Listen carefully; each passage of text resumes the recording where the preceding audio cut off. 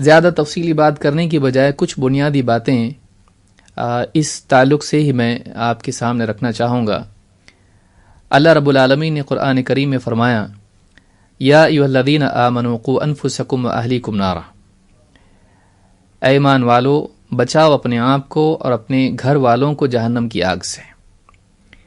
معلوم ہوا کہ اللہ رب العالمین نے اس بات کا حکم گھر کے ذمہ داروں کو دیا ہے، خاص طور سے گھر کا سرپرست مرد جس کے ماتحت سارے گھر والے ہوتے ہیں، بیوی، بچے اور سارے لوگ، ان سب کی ذمہ داری اس پر ڈالی گئی ہے۔ اہل ایمان کو اس بات کا مکلف کیا گیا ہے کہ وہ اپنے آپ کو جہنم سے بچائیں اور اپنے گھر والوں کو بھی۔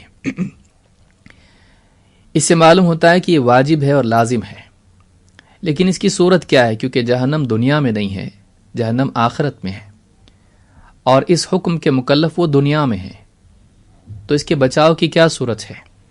اس کے بچاؤ کی صورت یہ ہے کہ اپنے آپ کو اور اپنے گھر والوں کو جنت کا راستہ دکھایا جائے اور جہنم سے بچنے کے اسباب بتائے جائیں، تاکہ وہ ان اسباب کو اختیار کر کے آخرت میں جہنم سے بچ سکیں۔ ظاہر بات ہے کہ اسباب کے اختیار کرنے کے لیے اسباب کا جاننا ضروری ہے۔ جہنم سے کیسے بچا جائے اس کی کوشش کے لیے ضروری ہے کہ یہ معلوم ہو کہ اس کی کوشش کیا ہے۔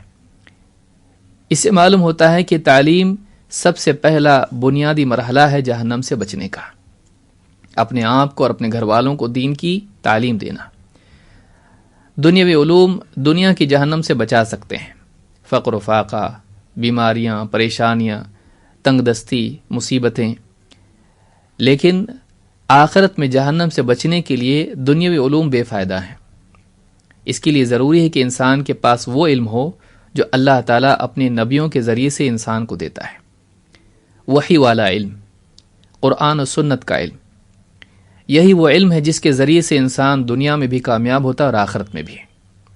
اسی لیے علی بن ابی طالب رضی اللہ تعالیٰ عنہ اس آیت کی تفسیر میں فرماتے ہیں کہ اپنے آپ کو بچاؤ تو کیسے بچاؤ؟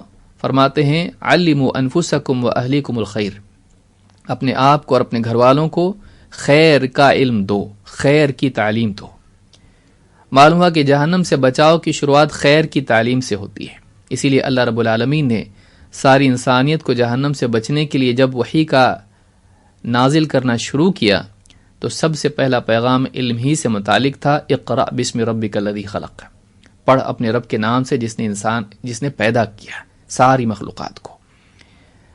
لہٰذا یہ والدین کی ذمہ داری ہے اور خاص طور سے باپ کی ذمہ داری ہے کہ وہ گھر میں اپنی اولاد، بیوی بچے، سارے لوگوں کے لیے، جتنے بھی اہل و عیال اس کے ہیں، ان سب کے لیے دینی تعلیم کا انتظام کریں۔ یہ نہ صرف دنیا میں فائدہ ہے، بڑھاپے میں فائدہ ہے، بلکہ بڑھاپے کے بعد جب آدمی دنیا سے چلا جائے گا تب بھی نیک اولاد اس کے لیے فائدہ مند ثابت ہوتی ہے۔ اپنی زندگی میں اپنی اولاد کو نیک بنانا یہ انسان کے لیے بہت بڑا اچیومنٹ ہے۔ وہ بڑی بلڈنگ بنائے، بہت بینک بیلنس پیچھے چھوڑ جائے، یہ اچیومنٹ نہیں ہے۔ بڑا بزنس مین بن جائے، یہ اچیومنٹ نہیں ہے۔ اپنے بعد اپنا بدل پیچھے چھوڑ جانا، ایسی اولاد چھوڑنا جو اس دین کو باقی رکھے جس پر یہ تھا، یہ بہت بڑا اچیومنٹ ہے۔ اپنے بعد اپنے جانشین چھوڑ جانا یہ بہت بڑا اچیومنٹ ہے۔ والدین کو اس کی فکر ہونی چاہیے۔ آج دنیاوی تعلیم کی طرف سبھی دوڑ رہے ہیں، اس لیے کہ یہ دنیا کے مسائل کو حل کرنے کے لیے ضروری سمجھی جاتی ہے۔ دینی تعلیم میں اس لیے کوتاہی کی جاتی ہے کہ وقت اتنا نہیں مل پاتا ہے، پڑھائی اتنی زیادہ ہے۔ لیکن بہت بڑی بدقسمتی ہے کہ انسان دنیا کی ترقی کے لیے آخرت کی ناکامی کا خطرہ مول لے، بلکہ ہلاکت دنیا میں بھی اس کی ہوتی ہے۔ اللہ کے نبی صلی اللہ علیہ وسلم فرماتے ہیں اذا مات الانسان انقطع عنه عمله الا من ثلاثہ، انسان جب مر جاتا ہے تو تین چیزیں، اس کے سارے اعمال کا سلسلہ ختم ہو جاتا ہے، اس کے اعمال منقطع ہو جاتے ہیں سوائے تین چیزوں کے، الا من صدقۃ جاریہ، سوائے صدقہ جاریہ کے، جیسے کنواں کھدوا دینا یا کوئی پیڑ لگا دینا جس سے لوگ سایہ لیتے رہیں، پانی پیتے رہیں، جو ہمیشہ جاری رہے صدقہ، او علم ينتفع به، یا اپنی بات کوئی علم چھوڑ جائے جس سے لوگوں کو فائدہ ہو، چاہے وہ دینی علم ہو یا ٹیکنالوجی کا علم ہو جس سے لوگوں کو فائدہ ہو، دینی دنیاوی، او ولد صالح يدعو له، یا اپنے پیچھے نیک اولاد چھوڑ جائے جو اس کے لیے دعا کرتی رہے۔ معلوم ہوا کہ اپنے پیچھے نیک اولاد چھوڑ جانا یہ بہت بڑی کامیابی ہے، اور انسان کے اعمال کے سلسلے کو جاری رکھنا ہے۔ یہ تو مر گیا، لیکن اس کے بعد نیک اولاد جس کو تربیت اس نے دی تھی، دین سکھایا تھا، دین پر چلنا بتایا تھا، اس کے بعد وہ دین پر چلتی رہے تو نہ صرف اس کی دعا سے اس کو فائدہ ہوگا، کیونکہ نیک ہوں گے تو دعا بھی کریں گے، لیکن دعا کے ساتھ ساتھ اس کی تربیت کے نتیجے میں جب وہ دین پر چلیں گے تو اس کو بھی ثواب ملے گا، اس لیے کہ ان کی دینداری میں اس کا بھی حصہ ہے۔ لہٰذا یہ صحیح مسلم کی حدیث ہے۔ اس حدیث سے معلوم ہوتا ہے کہ انسان کے لیے ایک کامیابی کی صورت یہ بھی ہے، اپنے اعمال کے بڑھانے کی صورت یہ بھی ہے، نیکیوں کے بڑھانے کی صورت یہ بھی ہے کہ وہ اپنے بعد نیک اولاد چھوڑے۔ یہ نہیں کہا بہت پڑھا لکھا، بہت مالدار اور بہت دنیوی اعتبار سے ترقی یافتہ، نہیں، نیک اولاد۔ معلوم ہوا کہ انسان کی کوششوں کا حاصل یہ ہے کہ وہ اپنے بعد نیک اولاد چھوڑ جائے، لیکن ہم کیا سوچتے ہیں کہ یہ اپنے پاؤں پہ کھڑا ہو جائے، دنیوی اعتبار سے ترقی یافتہ ہو جائے، پڑھا لکھا ہو، سب کچھ اچھا ہے، لیکن یہ سب ہونے کے بعد اگر وہ نیک نہ ہو تو کیا فائدہ؟ ایسی اولاد کس فائدے کی جو آپ کے بعد آپ کو بھول جائے؟ آپ نے پرورش اتنی سب کچھ کی، جو آپ کو یاد نہیں رکھ سکا وہ اللہ کو کیا یاد رکھے گا؟ آپ نے بچپن سے پالا پوسا، آپ کو اس نے دیکھا، آپ نے اس کو کھلایا پلایا، سب کچھ کیا، اس کے لیے قربانیاں دی، ایجوکیشن کے لیے لاکھوں ہزاروں خرچہ کیے، اس کے بعد بھی اگر وہ آپ کو بھول جائے تو اللہ کو کیسے یاد رکھے گا؟ تو یہ سوچنے کی چیز ہے کہ بچے کو شروعات سے دینداری سکھائی جائے، یہ بہت بڑی کامیابی ہے۔ اللہ کے نبی صلی اللہ علیہ وسلم فرماتے ہیں ان اللہ عز وجل لیرفع الدرجۃ للعبد الصالح فی الجنہ، اللہ تعالیٰ آخرت میں ایک نیک بندے کے لیے جنت میں اس کا مرتبہ اور اونچا کر دے گا۔ جنت میں گیا لیکن جنت کا درجہ اس کے لیے اونچا کر دیا جائے گا، اور اوپر کے لیول پر جائے۔ فیقول یا ربی ان لی ہذہ، کہے گا اے میرے رب یہ مجھے کیسے مل گیا؟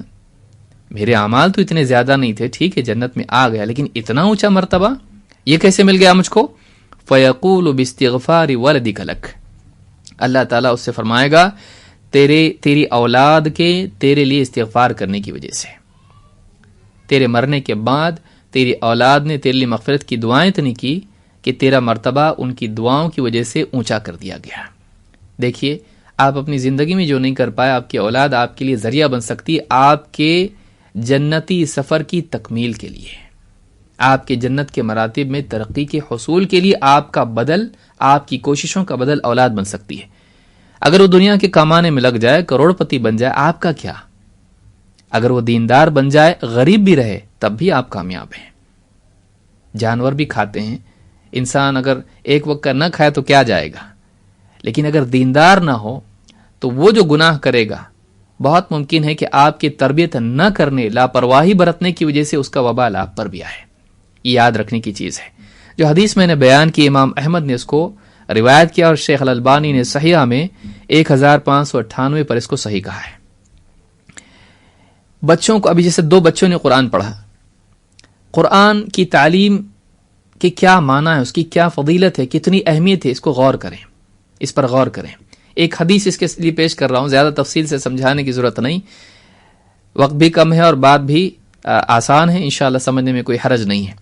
اللہ کے نبی صلی اللہ علیہ وسلم فرماتے ہیں من قرأ القرآن وتعلمه وعمل به، جس شخص نے قرآن سیکھا، پڑھا، سیکھا اور اس پر عمل کیا، یعنی قرآن کی قرأت اس نے سیکھی، قرآن کے احکام اس نے سیکھے اور قرآن پر عمل اس نے زندگی میں کیا، پڑھنا، سیکھنا، عمل کرنا۔ البس یوم القیامت تاجا من نور، قیامت کے دن اس کو نور کا تاج پہنایا جائے گا، قیامت کے دن اس کو نور کا تاج پہنایا جائے گا۔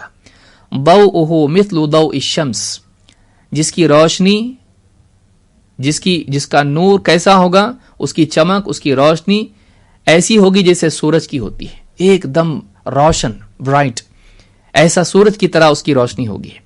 وَيُكْسَى وَالِدَيْهِ حُلَّتَانِ لَا يَقُومُ بِهِمَا الدُّنْيَا، اور اس کے ماں باپ کو 2 جوڑے پہنائے جائیں گے، ساری دنیا کی دولت اور ساری دنیا کی زیب و زینت اس کے مقابلے میں کچھ نہیں۔ اتنے اعلیٰ اور بہترین کپڑے 2 جوڑے ان کو پہنائے جائیں گے کہ پوری دنیا کی ساری نعمتیں اور خزانے اس کے برابر نہیں ہو سکتے. لا یقوم بہم الدنیا فیقولان بما کسینا. ماں باپ پوچھیں گے ہم کو یہ کیوں پہنا ہے, اتنا اعلیٰ لباس کس نیکی کی بنیاد پر, کس وجہ سے ہم کو پہنایا گیا. فیقال بأخذ ولدکما القرآن.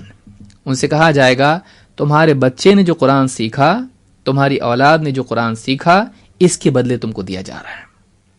غور کریں ماں باپ کے لیے کتنی بڑی سعادت ہے کہ ان کا بچہ قرآن کا پڑھنے والا, اس کو سیکھنے والا, سمجھنے والا, اس پر عمل کرنے والا ہو, کہ اس کو بھی تاج پہنا جا رہا ہے اور والدین کو ایسا لباس دیا جا رہا ہے کہ دنیا بھر کی ساری زیب و زینت اس کے مقابلے میں کچھ نہیں, اور دنیا کی سارے خزانے مل کے اس کی قیمت نہیں چکا سکتے.